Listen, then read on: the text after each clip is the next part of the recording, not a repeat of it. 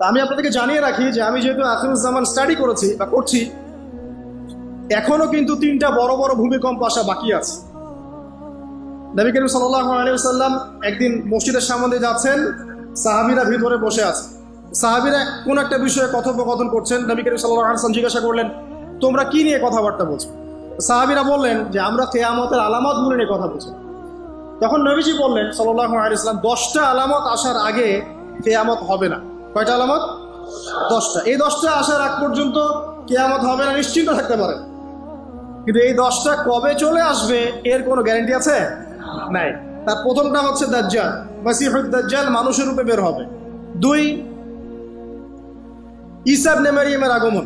নবী ঈসা আলাইহিস সালাম আসবেন এবং তার হাতে দাজ্জাল নিহত হবে।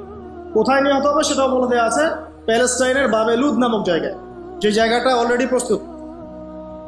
3 নাম্বার হচ্ছে দাব্বাতুল আরদ, জমিন থেকে একটা অদ্ভুত প্রাণী বের হবে যে মানুষের সাথে কথাবার্তা বলবে। এটা হাদিসে আছে কিন্তু, তো আমরা এখন নিঃসন্দেহে 90% মানুষ বিশ্বাস করবে না, এবং যারা একটু বেশি চেতনাধারী তারা বলবে যে মোল্লা মুন্সিদের কথা শোনো, প্রাণী বলে আবার কথা বলবে। কিন্তু হ্যাঁ, এই কথাটাই যদি নাসা বলে, যে হ্যাঁ একটা প্রাণী আছে পৃথিবীর গভীরে, সে অচিরেই বের হবে এবং কথা বলবে, দেখবেন সবাই বিশ্বাস করছে। দেখেন চিন্তাগত শিরক দেখেন। আর কি? ধোঁয়া। এই ধোঁয়ায় আকাশ ছেয়ে যাবে, ধোঁয়া দিয়ে আকাশ ছেয়ে যাবে, এবং এত বড় ধোঁয়া বিশ্ববাসী কখনো দেখে নাই। এখন অনেকে বলছেন, এখনকার আধুনিক স্কলার যারা, অনেক স্কলারের এটা মত, এটা কিন্তু হাদিসে নাই, তাদের মত হতে পারে যে একটা নিউক্লিয়ার এক্সপ্লোশন হবে।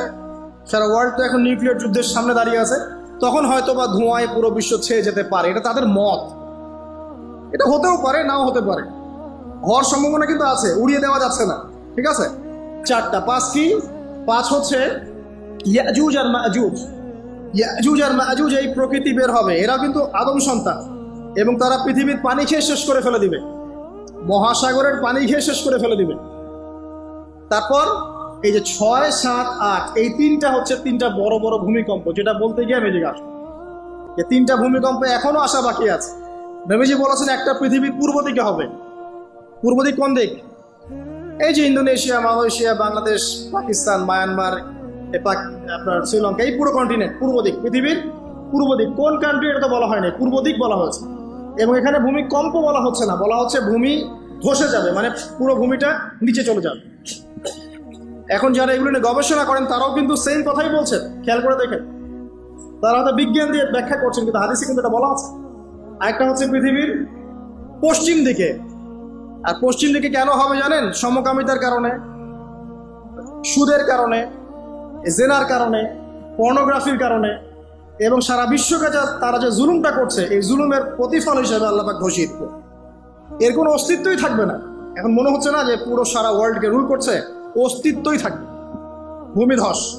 আরেকটা হচ্ছে পৃথিবীর মাঝখানে কারা আছে বলেন? মাঝখানে আমাদের আমিরুল মুমিনিনরা আছে নাকি, যারা গান বাজনাকে উন্মুক্ত করে দিচ্ছে, যারা পর্দার শিথিলতা নিয়ে আসছে, হ্যাঁ, যারা ইসরায়েলের সাথে আতাত করছে, এরা আছে, আমিরুল মুমিনিনরা আছে। তো সেখানেও একটা ফিতনা অপেক্ষা করতে থাকেন। তো এই কথাটা বলতে গিয়ে আমি এখানে এসেছি, পৃথিবীতে কিন্তু এখনো 3টা বড় বড় ভূমিকম্প বাকি আছে। আর সর্বশেষ আলামত হচ্ছে ইয়েমেন থেকে একটা আগুন বের হবে, বিশাল আগুন। এই আগুনটা মানব জাতিকে হাসরের মাঠের দিকে তাড়িয়ে নিয়ে যাবে। এই 10টা আলামত না আসা পর্যন্ত কিয়ামত হবে না। অতএব আপনি এখন রিল্যাক্সে নাকে তেল দিয়ে ঘুমান নাকি ভাই? এই 10টা আলামত না আসা পর্যন্ত কিয়ামত হচ্ছে না। তবে এই 10টা আলামত আসার পটভূমি কিন্তু তৈরি হয়ে যাচ্ছে, এটা আমাদের খেয়াল করতে হবে। আচ্ছা আসেন, এই যে শুআয়ব আলাইহিস সালামের কওমকে যে ভূমিকম্প দিয়ে ধ্বংস করা হলো, এই ভূমিকম্প কখন আসে? আল্লাহ পাক বলছেন তার রাসূলের মাধ্যমে, যখন সমাজের মধ্যে পাপ বেড়ে যাবে, অশ্লীলতা বেড়ে যাবে, মানুষ মাদককে হালাল মনে করা শুরু করবে, জিনাকে হালাল মনে করা শুরু করবে, এবং এই যে বেপরদামি বেড়ে যাবে, তখন সমাজের মধ্যে ভূমিকম্প দেখা দিবে, ভূমিধস দেখা দিবে। গান বাজনা, বাদ্যযন্ত্রকে মানুষ হালাল মনে করা শুরু করবে, তখন এগুলো আসবে। তো এগুলো কি আসার বাকি আছে? এখন কি মনে হচ্ছে? আল্লাহ পাক আমাদেরকে হেফাজত করুন, আমিন। বাঁচার উপায় কি? ওই যে বললাম, রব্বানা বলেন, আতিনা মিন লাদুনকা রাহমা ওয়া হাইয়্ লানা মিন আমরিনা রাশাদা। এভাবেই ইতিহাস নিজেকে পুনরাবৃত্তি ঘটিয়েছে। কওমে লূত মনে আছে? লূত আলাইহিস সালামের কওম, ইব্রাহিম আলাইহিস সালামের ভাতিজা ছিলেন লূত আলাইহিস সালাম। তাকে আল্লাহ পাক একটা কওমকে দাওয়াত দেওয়ার জন্য পাঠালেন, যেই কওম এমন পাপ করছে যেই পাপ ইতিহাসে কেউ কখনো করে নাই। ওই কওমের আগ পর্যন্ত পৃথিবীতে কেউই এই পাপটা কখনো করে নাই। কি পাপ? কে বলতে পারবে? সমকামিতা। কি পাপ? সমকামিতা। এখন তো অ্যাভেলেবল দেখছি আমরা, এখন আমরা অ্যাভেলেবল দেখছি না, ছেলে ছেলে বিয়ে করছে, মেয়ে মেয়ে বিয়ে করছে। এবং বড় বড় কান্ট্রিজ যেগুলো আছে, আমেরিকা, ব্রিটেন, অস্ট্রেলিয়া, কানাডা, সব জায়গায় এগুলো হালাল। এগুলো হালাল। স্বাধীনতা, বাক স্বাধীনতা।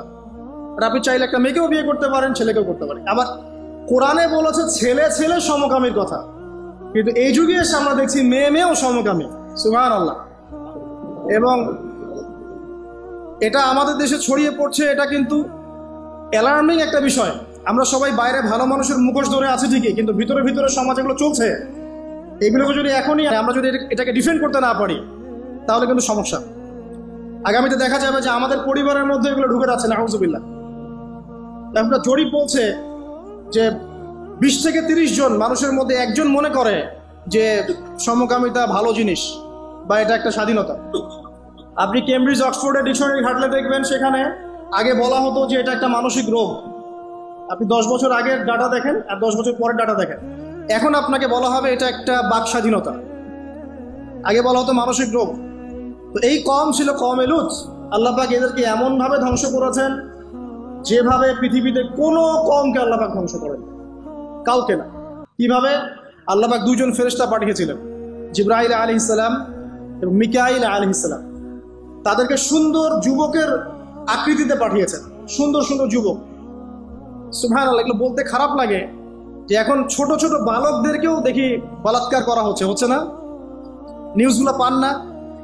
আর আমরা এটা জঘন্য প্রতিবাদ করছি। আসলে কোনো কোনো ক্ষেত্রে দেখা যায় যে ইসলামী কিছু প্রতিষ্ঠানের মধ্যে এই রোগ ঢুকে গেছে।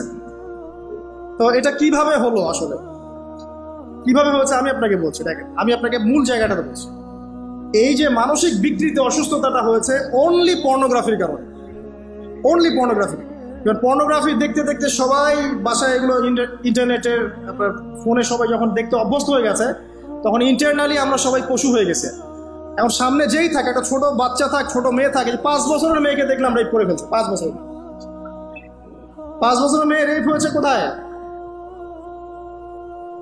বলতে চাচ্ছি না, কারণ এগুলো বললে তো নিজেদের দোষ প্রকাশ করা হয়। কিন্তু মানুষ ধর্ষকের কোনো ধর্ম নাই। যাদের কানে যাবে, আমরা দোয়া করি আল্লাহ পাক সবাইকে হারাম রিজিক থেকে ফিরিয়ে নিয়ে আসুন। বারবার একটা কথা বলি ভাই, আপনার আমল নামায় যতটুকু রিজিক আছে এর একটা দানা না খেয়ে আপনি মৃত্যুবরণ করবেন, আপনার মৌত হবে না। এখন আপনার রিজিকটা আপনি কি অবৈধ পথে চাচ্ছেন না বৈধ পথে চাচ্ছেন, এটা আপনার ডিসিশন। আপনি যদি বৈধ পথে চান, ওই পরিমাণ রিজিক আপনাকে খাওয়াবেন আল্লাহ পাক, তারপর মৃত্যুবরণ করবেন। আর যদি অবৈধ পথে চান, সেটাই খাওয়াবেন, খাওয়াই মৃত্যুবরণ করবেন। আপনি ডিসিশন নেন কোন দিকে যাবেন। আর রিজিকের মালিক আল্লাহ আমরা খালি মুখে বলি, মনে কিন্তু বিশ্বাস করি না। মনে যদি বিশ্বাস করতাম তাহলে আমরা কিন্তু কখনো সুদের ধার ধারতাম না, আমরা ঘুষ দুর্নীতি করতাম না। কারণ আমরা করছি কেন? মনে করছি যে আমি এটা করলে রিজিক বাড়বে। আর আপনি যাদের জন্য এই কাজগুলো করছেন, আপনার স্ত্রী, আপনার সন্তান, আপনার পরবর্তী প্রজন্ম, 40 দিন সময় নেবেন আপনাকে ভুলে যেতে। 40 দিন সময় নেবেন আপনাকে ভুলে যেতে। দেখে নিন, কবর খুব একাকিত্বের জীবন। আসলে মৌতের যে যন্ত্রণার কথা আমরা বলি না, এটা সবচেয়ে বড় বিষয়টা কি জানেন? শারীরিক কষ্ট তো আছেই, এই যে দুনিয়ার সবার থেকে বিচ্ছেদ, এটাই হচ্ছে যন্ত্রণা। সবার থেকে বিচ্ছেদ না, সবার থেকে বিচ্ছেদ হয়ে চলে যেতে হয়, এটাই সবচেয়ে বড় যন্ত্রণা। মানুষ একা থাকতে চায় না। জেলখানায় যে মানুষকে বন্দি করে রাখে না, ওই একাকিত্বের কষ্টে মানুষ ভোগে। একা একা, আমি একা, কেউ নেই আমার সাথে, এটাই। এর উপর যদি আবার টর্চার করা হয়, রিমান্ড দেওয়া হয়, তাহলে কি অবস্থাটা হবে বোঝেন। এই হলো কবর, এই হলো কবর। একটা ঘটনা বলে শেষ করে দেই, যে একজন ব্যক্তি মারা গেছেন, আর মুসা আলাইহিস সালামের সময় বানু ইসরাইলের কোনো এক নবী, আমি ঠিক নাম বলতে পারবো না যে কোন নবী, কারণ নামটা হাদিসে আসে নাই, কোনো একজন নবী আল্লাহর কাছে দোয়া করছেন, আল্লাহ মৃত মানুষের সাথে আমার একটু কথোপকথন করায় দাও। আমি জাস্ট একটু কথাবার্তা বলতে চাই যে মৃত মানুষরা কেমন আছে বা তাদের অবস্থাটা কি আমি জানতে চাই। তো আল্লাহ পাক সেই ব্যবস্থা করে দিলেন। তিনি একটা কবরের কাছে গিয়ে দাঁড়ালেন, একজন মৃত মানুষ উঠে আসলেন। এটা সায়েন্স বিশ্বাস নাও করতে পারে, আমাদের কোনো মাথা ব্যথা নেই, ঠিক আছে? তো এবার তিনি তাকে জিজ্ঞাসা করছেন যে তুমি কেমন আছো, তুমি কেমন আছো, এই মুর্দাকে জিজ্ঞাসা করছেন। তিনি বলছেন আজকে থেকে প্রায় 500 বছর আগে আমার মৃত্যু হয়েছে। এই ব্যক্তি বলছে আজকে থেকে প্রায় 500 বছর আগে আমার মৃত্যু হয়েছে, এখন পর্যন্ত আমার গা থেকে, আমার আত্মা থেকে মৌতের যন্ত্রণা দূর হয় নাই। লা ইলাহা ইল্লাল্লাহ। তো এই হচ্ছে অবস্থা। আমরা ব্যক্তিগত চিন্তাটা আগে করি, নিজের ফিকির, নিজের কবরের ফিকির, নিজের এলেম, নিজের আমল, নিজের পরিবার, নিজের রিজিক। যাদের জন্য হারামে যাচ্ছেন কেউ সাথে যাবে না, কেউ সাথে যাবে না, না আপনার গার্লফ্রেন্ড, না আপনার বউ বাচ্চা, কিচ্ছু না। এগুলো তো শুধু মায়ার বাঁধন, মায়ার বাঁধন না, মায়ার বাঁধন। যদি এগুলো নিয়ামত হয় আলহামদুলিল্লাহ, যদি এগুলো দুনিয়াতে আপনার ফিতনা সৃষ্টি করে আপনি আসহাবুল কাহফ হয়ে যান। কথা বুঝতে পারছেন না? এরপরে যদি সামর্থ্য হয়, আল্লাহ পাক আপনাকে জ্ঞান দেন, আপনাকে পলিটিক্যাল পদ দেন, ইকোনমিক সেকশনে জ্ঞান দেন, ইত্যাদি ইত্যাদি, আপনাকে আল্লাহ যে সেকশনে রাখবেন সেখান থেকে দিনের খেদমত করবেন, পারবেন না ইনশাল্লাহ? ডক্টর হয়েছেন, রোগীদের ফিস কমায় দেন, ট্রিটমেন্ট ইজি করে দেন। হ্যাঁ, ডক্টর হন, একজন ভালো ডক্টর হন, কসাই হন। ইঞ্জিনিয়ার হন, একজন সৎ ইঞ্জিনিয়ার হন, চোর হন। আপনি যেখানে থাকবেন সেখান থেকেই আপনি খেদমত করতে পারবেন। সবাইকে আলেম হতে হবে জরুরি না, সবাইকে দায়ী হতে হবে জরুরি না, এবং সবাই এটা হতেও পারবে না। এভাবে জাতি গঠন হয় না। আগে বলছি বিভিন্ন সেকশনে মানুষ আমাদের লাগবে, এবং প্রত্যেকটা সেকশনেই তাওহীদপন্থী ইমানদার মানুষ লাগবে। এবং ইনশাআল্লাহ তাআলা আমরা যদি সবাই সবার ধর্মটা ঠিকঠাক মতো পালন করি, দেখবেন ধর্মের মধ্যে কোনো ভেদাভেদ থাকবে না ইনশাআল্লাহ। যে যার ধর্ম পালন করুক, কোনো মন্তব্য করতে যাবেন না, ঠিক আছে? আপনি আপনার ধর্ম ঠিক মতো পালন করছেন কিনা এটার দিকে ফোকাস করেন। আল্লাহ পাক আমাদের সবাইকে তৌফিক ইনায়াত করুন কথাগুলো বোঝার, আমিন। আর সবশেষে যদি আমাদের এর চেয়েও বেশি কিছু করার সক্ষমতা থাকে, তখন আপনি দিনের প্রচার করবেন, প্রসার করবেন, তাবলীগ করবেন, আল্লাহর পথে মানুষকে ডাকবেন। এর চেয়ে বড় ব্যবসা হতে পারে। সময় কি আর ফিরবে না? তাহলে সময় কি তাহলে আর ফিরবে না? এভাবেই চলবে সবকিছু? না, এভাবে চলবে না ইনশাআল্লাহ।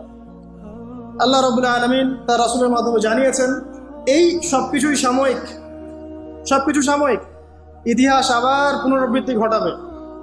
ইতিহাস, সভ্যতা শুরু হয়েছিল একজন নবী দ্বারা, শেষও হবে আরেকজন নবী দ্বারা ইনশাআল্লাহ তাআলা। সভ্যতা শুরু হয়েছিল আদম আলাইহিস সালামকে দিয়ে, আর শেষ হবে ঈসা ইবনে মারইয়ামের হাতে। শেষ জামানার সবচেয়ে ভাইটাল ক্যারেক্টার হচ্ছেন ঈসা ইবনে মারইয়াম। ইমাম মাহদী নন, ইমাম মাহদী সবচেয়ে ভাইটাল ক্যারেক্টার নন। সবচেয়ে ভাইটাল ক্যারেক্টার হচ্ছে ঈসা ইবনে মারইয়াম। তিনি প্যালেস্টাইন, জেরুজালেম থেকে পুরো ওয়ার্ল্ড ইসলামিক খেলাফা রিস্টোর করবেন ইনশাআল্লাহ তাআলা। এবং তিনি নতুন কোনো শরীয়ত নিয়ে আসবেন না, নতুন কোনো ধর্ম নিয়ে আসবেন না, বরং তিনি এসে বরং কুশ ভেঙে ফেলবেন। শুয়োরের মাংস যেটা, এটাকে একদম টোটালি হারাম করে ফেলবেন। জিজিয়া যে ট্যাক্সটা আছে এটাকে উঠিয়ে দিবেন।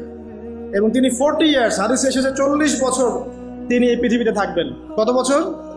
40 বছর। ওই সময় সম্পর্কে এমন কথা এসেছে যে যাকাত নেয়ার জন্য একটা মানুষ খুঁজে পাওয়া যাবে না। আসতে কতদিন এটা আমরা বলতে পারবো, এটা আল্লাহ পাক জানেন, আল্লাহ জানেন। এটা কতদিন এটা আমরা বলতে পারবো না, এটা বলার অধিকারও আমাদের নাই, বিকজ এটা গায়েবের বিষয়। আলামতগুলো আস্তে আস্তে আস্তে আস্তে ওইদিকে যাচ্ছে। এখন তিনি আজকেই আসুন আর কালকেই আসুন, ইমাম মাহদী আজই আসুক আর কালই আসুক, আপনার আমার দায়িত্ব চেঞ্জ হবে না। দায়িত্ব কি চেঞ্জ হবে? খুব সংক্ষেপে 2 মিনিট সময় নিচ্ছি যে আমরা যে কোনো সিচুয়েশনেই আমাদের দায়িত্বটা কি আসবে। 1 নাম্বার কথা হচ্ছে ভাই, যে বড় পরিসরে চিন্তা বাদ দিয়ে আগে ছোট পরিসরে আসেন। নিজের ব্যক্তি জীবনে আগে ইসলাম প্রতিষ্ঠা করেন। নিজে আগে পড়াশোনা করি, দিনের জ্ঞান অর্জন করেন, পড়াশোনা করেন, যে লাইনেই পড়াশোনা করছেন করেন, কিন্তু ইসলামটাকে, ইসলামের ফরজ, ওয়াজিব, সুন্নত, মুস্তাহাবগুলো শেখেন। ডাক্তার, ইঞ্জিনিয়ার হওয়ার কোনো আপত্তি নাই, বড় পলিটিশিয়ান হন, ইকোনমিস্ট হন, কোনো আপত্তি নাই, বাট ইসলামের বেসিক নলেজটা অর্জন না করে মৃত্যুবরণ করেন না আল্লাহর রাস্তায়। 2 নাম্বার, কোরআনকে সময় দেন, কোরআনটাকে স্টাডি করেন, হাদিসটা স্টাডি করেন। আল্লাহ পাক তৌফিক দান করুন, আমিন। এরপরে আমল বাড়িয়ে দেন, আমলটা বাড়ায় দেন। এখন সময় থাক 100 বছর আর 500 বছর বা 2 বছর, আমল বাড়ায় দেন। আপনার আমল আপনার সাথেই কেউ কারো কবরে যাবে যাবে না। অতএব আমল বাড়িয়ে দেওয়ার চেষ্টা করি, আল্লাহ পাক তৌফিক দান করুন। আমল বাড়ানোর সবচেয়ে সেরা পদ্ধতি হচ্ছে রাসূল সাল্লাল্লাহু আলাইহি ওয়াসাল্লামের সুন্নাহ মতো জীবন গড়া, নবীর সুন্নাহ মতো জীবন গড়া। প্রত্যেকটা কাজ রাসূল সাল্লাল্লাহু আলাইহি ওয়াসাল্লামের সুন্নাহ মতো করেন, ইনশাআল্লাহ প্রতিটা কাজই নেকি হবে ইনশাআল্লাহ। আর আমি একটা কথা বলি যে আদর্শ পরিবারের কোনো বিকল্প নাই। পারিবারিক আদর্শ, পারিবারিক মূল্যবোধ সবচেয়ে বড় শিক্ষা। এই শিক্ষাটা অন্য জায়গায় আপনি পাবেন না। সো পারিবারিক আদর্শটা ঠিক করার চেষ্টা করি আমরা। আমাদের বাচ্চাদের প্রতি সচেতন হই, কার সাথে মিশছে, কি করছে, ওদেরকে ডিভাইস এডিক্টেড হতে দিয়েন না। এত সহজেই স্মার্টফোন ওদের হাতে তুলে দিয়েন না। বাসায় ছোট ছোট মেয়েদের ব্যাপারেও সচেতন হন, তাদের ব্যাপারেও খেয়াল রাখেন, তাদেরকে নিরাপত্তায় রাখেন। পর্দা, এটা তো বলতেই হবে, এটার কোনো বিকল্প নাই। যে যাই বলুক না কেন, আপনার ইজ্জত সম্মান আপনার কাছেই, এর কোনো বিকল্প নাই। রাসূল সাল্লাল্লাহু আলাইহি ওয়াসাল্লাম এবং আল্লাহর বিরুদ্ধাচরণ করে আপনি প্রগতি অর্জন করতে পারবেন, আপনি উন্নতি অর্জন করতে পারবেন। পারতে পারেন, সেটা বস্তুবাদী, পরকালে এর কোনো অস্তিত্ব থাকবে? মুসা আলাইহিস সালাম একজন ব্যক্তিকে একটা ঘুষি দিয়েছেন, সেই ব্যক্তি ওইখানে স্পট ডেড। আর ফেরাউনের লোকজন তাকে ধাওয়া করছে। মুসা আলাইহিস সালাম মিশর থেকে চলে গেলেন মাদিয়ান নামক জায়গায়। মাদিয়ানে আরেকজন নবী আছেন, তার নাম হচ্ছে শুআয়ব আলাইহিস সালাম। সেখানে গিয়ে তিনি গাছের নিচে বসে আছেন। দেখলেন দুজন মেয়ে দূরে দাঁড়িয়ে আছে, পানি নেয়ার মতো চান্স পাচ্ছে না। ওই কওমের লোকজনের শক্তি বেশি, তো তিনি একটু শক্তিশালী ছিলেন, মুসা আলাইহিস সালাম। তিনি গেলেন, গিয়ে শক্তি খাটিয়ে ওদেরকে পানির ব্যবস্থা করে দিলেন। দিয়ে আবার সেই গাছের এখানে এসে বসলেন, বসে আল্লাহর কাছে দোয়া করছেন, রব্বি, হে আমার রব, লিমা আনজালতা ইলাইয়া মিন খাইরিন ফাকির। এখানে কিন্তু তার কোনো গৃহ নাই, থাকার জায়গা নেই, খাবার কিছু নাই, কোনো পরিচিত কেউ নাই, একদম নিঃস্ব শূন্য হাতে হাত উঁচু করে আল্লাহর কাছে বলছেন, রব্বি ইন্নী লিমা আনজালতা ইলাইয়া মিন খাইরিন ফাকির। হে আল্লাহ, আপনি আমার উপর যে অনুগ্রহটা বর্ষণ করবেন, আমি এর জন্য ভিখারি হয়ে বসে আছি। এবার আল্লাহ পাক ওই একটা মেয়েকে পাঠালেন। ওই মেয়েটা আসলো লাজুক ভঙ্গিতে, লজ্জাশীলতা, চোখ নিচু করে। এই যে এখনকার এই যে ব্লাউজ ছাড়া শাড়ি পরা জেনারেশন না, এরা চক্ষু নিচু করে আসলেন। এই হাঁটাটাকে আল্লাহ পাক প্রশংসা করেছেন। সে লজ্জাশীলতার সাথে হেঁটে আসলো, এসে মুসা আলাইহিস সালামের সামনে দাঁড়িয়ে চক্ষু নিচু করে বলল যে আমার বাবা আপনাকে ডাকছেন, আমার বাবা আপনাকে ডাকছেন। এই লজ্জাশীলতা মেয়েদের মধ্যে কোথায় পাবেন এখন? একটা হাদিস আছে, যখন তোমার মধ্যে লজ্জা থাকবে না, তোমার দ্বারা যে কোনো পাপ করা সম্ভব। হাদিস আছে, যে কোনো পাপ করা সম্ভব। বিকিনি পরেও কয়দিন পর ঘুরবে এরা, আমি বলে দিচ্ছি, দেখে নিয়েন ইনশাআল্লাহ। এবং এই আন্দোলন করতে করতে এক পর্যায়ে এমন একটা অবস্থা হবে, দেখবেন যে ওটা পরেও রাস্তায় ঘুরছে। মানে ওরা দেশটাকে ওই আমেরিকান এবং ব্রিটেনদের পশ্চিমা সংস্কৃতির রঙে সাজাতে চায়। আর এই নোংরা অসভ্যতার নাম দিয়েছে প্রগতিশীলতা। শয়তান অনেক বেশি প্রগতিশীল ছিল এবং এখনো আছেও। ওই মেয়ের হেঁটে আসাটাকে আল্লাহ প্রশংসা করছেন। আসার পরে তিনি যখন বলছেন আমার বাবা আপনাকে ডাকছেন, তিনি গেলেন, তখন ওই শুআয়ব আলাইহিস সালাম বলছেন যে আমার এই দুই মেয়ের মধ্যে একজনকে আমি তোমার সাথে বিয়ে দিতে চাই। মুসা আলাইহিস সালাম সেখানে বিয়ে করলেন। শর্ত হচ্ছে 8 থেকে 10 বছর তাকে তার ফার্মে চাকরি করতে হবে, কৃষিকাজ মানে গবাদি পশুর। এখানে 8 থেকে 10 বছর তাকে সার্ভিস দিতে হবে, এটাই মোহর। তো এটা আমি এখন বুঝি যে মুসা আলাইহিস সালামকে আল্লাহ পাক এই যে রাখালির কাজ করিয়েছেন কেন জানেন? কারণ এই কাজগুলো মানুষের ধৈর্য বাড়ায়। মুসা আলাইহিস সালামকে পরে আল্লাহ পাক বড় একটা দায়িত্ব দিবেন, এই কারণে তাকে ট্রেনিং দিচ্ছেন। এখানে তাকে আরো বড় একটা জাতিকে সামলাতে হবে, যারা আরো অনেক বেশি উদ্ধত, অনেক বেশি গবাদি পশুর মতো। তারা কারা? ওই যে বনু ইসরাইল। চোখের সামনে দেখলো আল্লাহ পাক ফেরাউনকে ডুবিয়ে দিলেন, তারপরে 40 দিনের মধ্যে আবার শিরক করা শুরু করে দিলেন। আমাদের নবী মুহাম্মদ সাল্লাল্লাহু আলাইহি সাল্লামকে একজন কষ্ট দিয়েছিল। তো কষ্টটা এত ডাইরেক্ট দিয়েছে, এসে বলেছে আপনি ইনসাফ করেন, হে মুহাম্মদ সাল্লাল্লাহু আলাইহি ওয়াসাল্লাম, আপনি ইনসাফ করেন, আপনি ইনসাফ করছেন না। তো সাহাবীদের চোখ মুখ লাল হয়ে গেল যে এত বড় কথা নবীকে বলে। তখন নবী সাল্লাল্লাহু আলাইহি ওয়াসাল্লাম বলছেন, দাঁড়াও, আমার ভাই মুসাকে তার কওম আরো অনেক বেশি কষ্ট দিয়েছে। মানে মুসা আলাইহিস সালামের কষ্টের কথা চিন্তা করে আমাদের নবী সান্ত্বনা নিচ্ছেন, এটা তো কিছুই না। মুসা আলাইহিস সালামকে তার কওম আরো অনেক বেশি কষ্ট দিয়েছে। তো এই কওমকে সঠিক পথে চালানোর জন্য আল্লাহ পাক 8 বছর তাকে রাখালি করিয়েছেন। আর আপনারা জানেন কিনা জানি না যে বেশিরভাগ নবী কিন্তু কৃষিকাজ করেছেন, এটা জানেন? তো যারা কৃষিকাজ করছেন আপনারা, এখানে নিজেকে হীনমন্যতায় ভোগার, ছোট মনে করার কোনো সুযোগ নাই। আপনি একটা নোবেল প্রফেশনের মধ্যে আছেন, খাঁটি প্রফেশনের মধ্যে আছেন। ঠিক আছে? তো দেখেন, এবার মুসা আলাইহিস সালাম একজন ভালো গার্ডিয়ান পেলেন, তার নাম শুআয়ব আলাইহিস সালাম। সেখানে বাড়ি পেলেন, সেখানকার জামাই, তিনি চাকরি করছেন, মানে তার সব কিছুই অনুকূলে। ওই যে দোয়া কিন্তু কবুল হয়ে গেল। সত্যি পুত পবিত্র একটা মেয়ে আল্লাহ পাক তাকে দিয়ে দিলেন। কারণ মুসা আলাইহিস সালাম ছিলেন অনেস্ট, মুসা আলাইহিস সালাম ছিলেন একটা সৎ ব্যক্তি, অনেস্ট, যিনি কখনো অশ্লীল কোনো পথে পা বাড়ান নাই। ঠিক তেমন একজন মেয়েকে আল্লাহ পাক তার জীবন সঙ্গিনী করে দেবেন। তাই আমাদের শিক্ষা হচ্ছে, আমরা যদি নিজেদেরকে পবিত্র রাখতে পারি, তোমাদেরকে বলছি, ইনশাআল্লাহ তুমি তোমার জীবনে পুত পবিত্র নেককার স্ত্রী পাবে।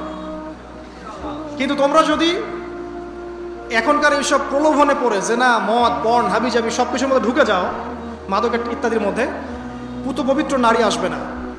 দেখবা যে এমন নারী তোমার জীবনে আসছে যে নিজেও পবিত্র না। কিফা অনকি রম, আল্লাহ পাক ব্যালেন্স করেন সবসময়। ইল্লাহ মাশা আল্লাহ ইসলামকে যেভাবে ভালোবাসতেন তার বাবা, সন্তানকে ভালোবাসুন। আমাদের নবী মুহাম্মদ সাল্লাল্লাহু আলাইহি ওয়াসাল্লাম মানুষকে যত ভালোবাসতেন, এর কারণ কি জানেন? ছোটবেলা থেকেই তাকে খুব ভালোবাসা দিয়ে মানুষ করা হয়েছে। তার মা তাকে ভালোবাসতেন, তার দুধ মা তাকে ভালোবাসতেন, তার দাদা আব্দুল মুত্তালিব তাকে সাথে করে নিয়ে ঘুরতেন, কাবার সামনে বসাতেন, বসিয়ে বলতেন তার নাম হচ্ছে মুহাম্মদ, প্রশংসিত। এই নামটা তখন আরবে কেউ রাখতো না। আমার এই নাতি, আমার এই ছেলের ছেলে ইনশাআল্লাহ এ বড় হয়ে নেতা হবে, এই কথা বলতেন, তাকে আত্মবিশ্বাস দিতেন। এমনকি তার দাদার ইন্তেকালের পর তার চাচা আবু তালেব মুসলিম না হয়েও সুদীর্ঘ সময় পর্যন্ত ভাতিজাকে সাপোর্ট দিয়েছেন। এই সাপোর্ট দেয়, কনফিডেন্স, এগুলো খুব ইম্পর্টেন্ট। এগুলোর ঘাটতি যখন হবে, তখন এই যুব সমাজ, পরিবারের সদস্যরা ফেড আপ হয়ে যাবে, মানসিক কষ্টে ভুগবে, মাদকের কাছে যাবে, অন্য একটা মেয়ের কাছে যাবে, পণে যাবে, আপনার মিউজিক্যাল ইনস্ট্রুমেন্টের কাছে যাবে। ঠিক আছে? তো এখান থেকে একটা শিক্ষা হচ্ছে যে আমাদের পরিবারের সদস্যদেরকে ভালোবাসা এবং তাদের প্রতি কনফিডেন্স দেয়া, তাদেরকে আল্লাহর পথে চলতে সাহায্য করা। ইনশাআল্লাহ দেখবেন যে তারা আপনাকে সম্মান করবে, আপনাকে একজন বন্ধু মনে করবে, যে না আমার পাশে কেউ আছে, আমি একা নই, এমনটা ফিল করবে। এটা খুব ইম্পর্টেন্ট। এছাড়া লোকমান আলাইহিস সালামের ঘটনায় আপনি পাবেন, সূরা লোকমানের মধ্যে সন্তানকে ডেকে কত নসিহত করছে, বাবা শিরিক করো না, সৎ কাজে আদেশ করো, অসৎ কাজে নিষেধ করো, পিতামাতার খেদমত করো। আর আমরা বাচ্চাদেরকে কি শেখাই? জমি জমা, বাড়ি গাড়ি, দাঁড়াতে হবে, চাকরি করতে হবে, এটা সেটা। আগে সন্তানকে শেখাচ্ছে বাবা আল্লাহকে চিনো, আল্লাহ বলে একজন আছে, তিনি, তাকে চিনো আগে, তার সাথে কাউকে শরিক করো না। শিরকের শিক্ষা কোথায় এখন পরিবারের মধ্যে? তো কোরআনে এরকম অসংখ্য দলিল আছে। শেষ করার আগে আমি যেটা বলতে চাই, যে পরিবারে নামাজ থাকতে হবে। নামাজ, 5 ওয়াক্ত নামাজ নাই, পরিবার আদর্শ হবে না। পরিবারের সদস্যদেরকে দান সৎকার দিকে উৎসাহিত করতে হবে। যত দান করবে সম্পদ বাড়বে, যত দান করবে সম্পদ বাড়বে। দান কমিয়ে দিলে সম্পদ কমে আসবে। পরিবারের সদস্যদেরকে নৈতিকতা শিক্ষা দিতে হবে, মূল্যবোধ শেখাতে হবে, কালচার্ড হিসেবে গড়ে তুলতে হবে। যারা সামাজিক, তারা সবার পাশে দাঁড়াতে চায়, সমাজ কল্যাণমূলক কাজগুলোতে উৎসাহিত করতে হবে। পরিবারের সদস্যদেরকে বুস্ট আপ করতে হবে, পিছন থেকে তাদেরকে আত্মবিশ্বাস দিতে হবে যে আমরা আছি তোমার সাথে, তুমি তোমার প্রতিভা অনুযায়ী সামনে যাও। যার যেখানে প্রতিভা সেখানে তাকে আত্মবিশ্বাস দিতে হবে। হ্যাঁ তুমি লিখতে পারো, ভালো লিখো বাবা, তোমাকে টাকা পয়সার ফিকির করতে হবে না, তোমাকে জব ক্যারিয়ারের চিন্তা করতে হবে না, তোমাকে আল্লাহ পাক লিখার ক্ষমতা দিয়েছেন, লিখো, আল্লাহ ওখানেই রিজিক দেবেন ইনশাআল্লাহ। তুমি বলো, তোমাকে বলার ক্ষমতা আল্লাহ পাক দিয়েছেন, তুমি ভালো করে বলো। তুমি বিজ্ঞান ভালো পারো, বিজ্ঞান নিয়ে গবেষণা করো। তুমি ভালো খেলো, ভালো করে খেলো। মানে আপনাকে ওর প্রতিভা অনুযায়ী তাকে বুস্ট আপ করতে হবে, ইসলামিক রুলস মেনেই।